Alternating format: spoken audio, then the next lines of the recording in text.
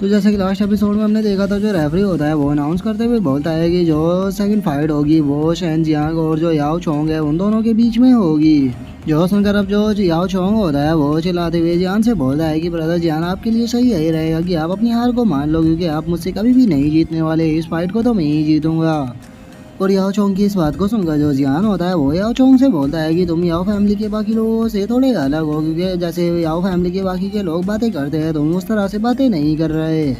और जियान के इतना बोलते के साथ ही हम देखते हैं कि वहाँ पर एक बंदा आ जाता है जिसने कि अपने हाथ में नाइफ को पकड़ा हुआ होता है और वो चिल्लाते हुए जियान से बोलता है कि सैन जियान फाइलर नहीं, तुम मेरे सामने आए गए, मैं अब तुम्हें जिंदा नहीं छोड़ूंगा। तुमने मेरे ब्रदर याओ तियान को मारा था, मैं अब तुम्हें खत्म कर कर अपने ब्रदर याओ तियान की मौत का बदला तुमसे ले लूंगा। और इतना बोलकर हम देखते हैं कि वो जो बंदा होता है वो अपने नाइफ को लेकर जियान के ऊपर अटैक करने के लिए आने लगता है। जो देखकर जो जियान होता है वो भी उस बंदे के लिए तैयार हो जाता है और वो तैयार होते हुए बोलता है कि अच्छा तो तुम याओ फैमिली के कुत्ते हो। और इतना बोलकर जो जियान होता है वो केवल किक मार के ही उसके नाइफ को ऊपर उछाल देता है और हम देखते हैं कि वो जो नाइफ होता है वो नीचे आने लगता है, जिसे देखकर वो बंदे की बहुत ही ज़्यादा फट जाती है। लेकिन जो जियान होता है वो उस नाइफ को पकड़ लेता है और उस नाइफ को पकड़ लेने के बाद जो जियान होता है वो एक ही विल सा लुक बनाकर उस बंदे की तरफ देखते हुए बोलता है कि तुम तो सही से नाइफ को भी नहीं पकड़ सकते और तुम मुझे यहाँ पर मारने की बातें कर रहे हो।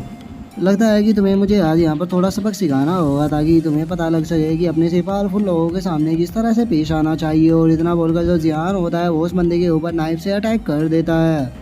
लेकिन तभी हम देखते हैं कि जो याओ चोंग होता है वो उस बंदे के सामने आ जाता है और वो उस बंदे के सामने आने के बाद जो जियान का नाइफ होता है उसे अपने हाथ से ही पकड़ लेता है। और उस नाइफ को पकड़ने के बाद वो जियान से बोलता है कि मेरी याओ फैमिली के लोगों को बाहर के लोगों से कुछ भी सीखने की ज़रूरत नहीं है, हम खुद ही अपने याओ फैमिली के लोगों को अपना आप ही सिखा सकते हैं। और अब याओ चोंग को इंजर्ड होता हुआ देखकर वो जो बंदा होता है जिसने जियान के ऊपर अटैक किया था वो रोते हुए बोलता है कि ब्रदर याओ चोंग, आपका जो हाथ है वो देखो इंजर्ड हो गया, वो भी मेरे कारण। जो सुनकर जो याओ चोंग होता है वो गुस्से में उस बंदे से बोलता है कि ये तुम्हारा बिजनेस नहीं है, तुम यहाँ से चुपचाप वापस जाओ। जो देखकर अब जो नान मिंग होता है वो इस चीज़ को देखते हुए बोलता है कि मुझे नहीं लगा था कि जो याओ फैमिली के लोग हैं वो इतने बड़े बेवकूफ़ हो गए। जरा एक बार देखो, उसने इस नाइफ को अपने हाथ से ही पकड़ लिया जिस कारण अब जो उसका हाथ है वो इंजर्ड हो चुका है। और अगर अब वो अपनी इस चोट को हील करने के लिए पिल को भी खाएगा तो उसके बाद भी वो 3 दिन में उसे पूरी तरह से हील नहीं कर पाएगा, तो इसीलिए ये अब फाइट को पक्का हारने वाला है। और इतना बोलकर जो शोंग नानमिंग होता है वो लिंग युआन से बोलता है कि वैसे भी इससे क्या फ़र्क पड़ता है, इस टूर्नामेंट को तो आखिरी में मैं ही जीतने वाला हूँ, तो इसीलिए चलो सिस्टर युआन हम दोनों चलकर थोड़ी बातें करते हैं और अपनी वेडिंग की डेट को रखते हैं। मेरे हिसाब से 3 दिन बाद जब ये टूर्नामेंट ख़त्म होगा तो क्यों ना हम तभी शादी कर ले। जो सुनकर जो लिंग युआन होती है वो गुस्से में शोंग नानमिंग की तरफ देखते हुए उससे बोलती है कि बस तुम सपने देखते रहो, मैं तुमसे कभी भी शादी नहीं करने वाली। और लिंग युआन की तरफ बोलते हुए हम जियान को देखते हैं जो कि वहाँ से जाने लगता है और वो वहाँ से जाते हुए याओ चोंग से बोलता है कि ठीक है, अगर ऐसी बात है तो अभी मैं यहाँ से जा रहा हूँ, लेकिन याद रखना अगर अगली बार किसी ने भी मेरे साथ में ऐसा कुछ करने की कोशिश की तो मैं उसके ऊपर कोई भी मर्जी नहीं दिखाऊंगा। जो सुनकर जो याओ चोंग होता है वो हंसते हुए जियान से बोलता है कि ठीक है, अगर ऐसी बात है तो फिर हम 3 दिन बाद मिलेंगे ब्रदर जियान। और अब उसकी इस तरह की बातों को सुनकर हम देखते हैं कि जो जियान होता है उसे भी थोड़ा डर लग रहा होता है। और अब जियान के वहाँ से चले जाने के बाद जो याओ चोंग होता है वो अपने ब्लड को चाटते हुए बोलता है कि ब्रदर जियान टेंशन मत लो, मैं बहुत ही जल्द तुम्हारी मौत का इससे बदला लेने वाला हूँ। और उसके इतना बोलते के साथ ही हमारा जो व्यू होता है वो जियान के ऊपर आ जाता है जो कि अपने किंगडम पवेलियन के पास में आ चुका होता है। लेकिन तभी वो देखता है कि वहाँ पर कुछ पर्सन खड़े हुए हैं, लेकिन जो ध्यान होता है उसका ध्यान उन लोगों के ऊपर बिल्कुल भी नहीं होता। और वो याओ चोंग के बारे में सोचते हुए अपने मन में बोलता है कि पता नहीं क्यों लेकिन मुझे ऐसा फील हो रहा है कि जो याओ चोंग है वो काफ़ी ज़्यादा वियर्ड है, इसीलिए मुझे उससे बचकर रहना होगा। और इतना बोलकर जैसे ही जियान सामने देखता है वो बहुत ही ज़्यादा शॉक हो जाता है। और अब हम सामने का सीन देखते हैं जहाँ पर कि एक ओल्ड मैन खड़ा होता है और उस ओल्ड मैन के अंदर से हम देखते हैं कि बहुत ही पावरफुल ऑरा निकल रहा होता है। और उस ओल्ड मैन की ट्रू क्यू आई को देखकर जो जियान होता है वो भी काफ़ी शौक हो जाता है और वो शौक होते हुए बोलता है कि सच में इसकी जो ट्रू क्यू आई है वो तो बहुत पावरफुल है। और इतना बोलकर अब जो जियान होता है वो उन लोगों से बोलता है कि जेंटलमैन, मुझे डर लग रहा है कि आप मॉर्टल वर्ल्ड से नहीं हो, तो इसीलिए क्या मैं जान सकता हूँ कि आप कौन हो। जो सुनकर अब जो वो ओल्ड मैन होता है वो जियान से बोलता है कि क्या तुम्हारा नाम ही सैन जियान है? मेरा नाम सैन फोंग है और मैं तुम्हारा एंसेस्टर हूँ। आज से 50 साल पहले मैं शैन फैमिली को छोड़कर मार्शल आर्ट्स एक्ट के अंदर चला गया था। और उस ओल्ड मैन की इस बात को सुनकर जो ध्यान होता है वो अजीब सा फेस बना लेता है और वो अजीब सा फेस बनाते हुए बोलता है कि क्या दोबारा से यहाँ पर कोई मेरा एक और ग्रैंडपा आ गया? और इतना बोलकर अब जो जियान होता है वो बहुत ही ज़्यादा खुश होने लगता है और वो खुश होते हुए अपने मन में सोचता है कि अरे वाह, इस ओल्ड मैन की मैं पावर को देखकर बता सकता हूँ कि ये बहुत ज़्यादा पावरफुल है, तो अब याओ फैमिली को हराने में कोई भी प्रॉब्लम नहीं आएगी, क्योंकि अब शैन फैमिली के साथ पास में भी जो उनके एंसेस्टर थे वे वापस आ चुके हैं, तो इसीलिए अब हमारी शैन फैमिली की पावर बहुत ज़्यादा बढ़ जाएगी।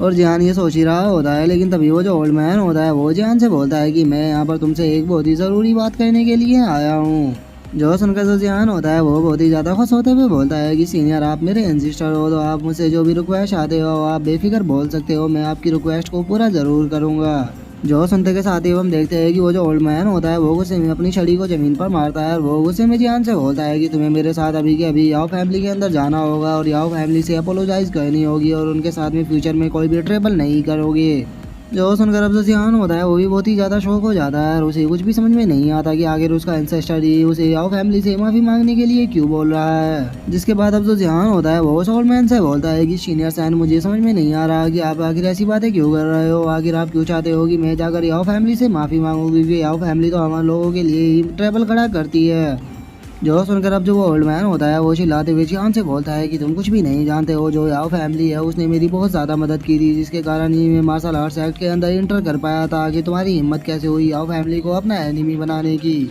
और वो इतना बोल ही रहा होता है, लेकिन तभी हम देखते हैं कि जो ग्रैंडपा होते हैं वो वहाँ पर आ जाते हैं और वो वहाँ पर आने के बाद गुस्से में उस ओल्ड मैन की तरफ देखते हुए बोलते हैं कि तुम्हारे पास कोई भी राइट नहीं है कि तुम खुद को सैन फैमिली का मेंबर बता सको। और इतना बोलकर अब जो ग्रैंडपा होते हैं वो उसके ऊपर चिल्लाते हुए बोलते हैं कि जो बिग ब्रदर था वो हमेशा तुम्हारे साथ ब्रदर की तरह ट्रीट किया करता था और तुम्हें जिस चीज़ की भी ज़रूरत थी वो हमेशा तुम्हें लाकर प्रोवाइड किया करते थे, लेकिन तुमने उनके साथ में हमेशा धोखा ही किया और आखिरी में तुम्हारे सेल्फिश होने के कारण ही तुम्हें शैन फैमिली से भी निकाल दिया गया। लेकिन अब तुम्हारी हिम्मत कैसे हुई कि तुम खुद को शैन फैमिली का एंसेस्टर बता सको, क्या तुम्हें अपने ऊपर शर्म नहीं आती। जो सुनकर अब जो वो ओल्ड मैन होता है वो ग्रैंडपा से बोलता है कि मैं बस यहाँ पर इसीलिए आया था ताकि मैं तुम लोगों को समझा सकूँ कि जो याओ फैमिली है उसे तुम जितना पावरफुल समझते हो वो उससे कहीं ज़्यादा पावरफुल है, इसीलिए तुम्हें उन लोगों के साथ में पंगा नहीं लेना चाहिए। लेकिन हम देखते हैं कि जो ग्रैंडपा होता है उसे उसकी बात पे और भी ज़्यादा गुस्सा आ रहा होता है, जो देखकर वो ओल्ड मैन वहाँ से जाने लगता है और वो वहाँ से जाते हुए बोलता है कि मैं यहाँ पर इसीलिए आया था क्योंकि मैं नहीं चाहता था कि तुम लोग किसी मुसीबत में फंसो, लेकिन अगर तुम नहीं चाहते हो तो अब तुम भुगतो, मैं यहाँ से जा रहा हूँ।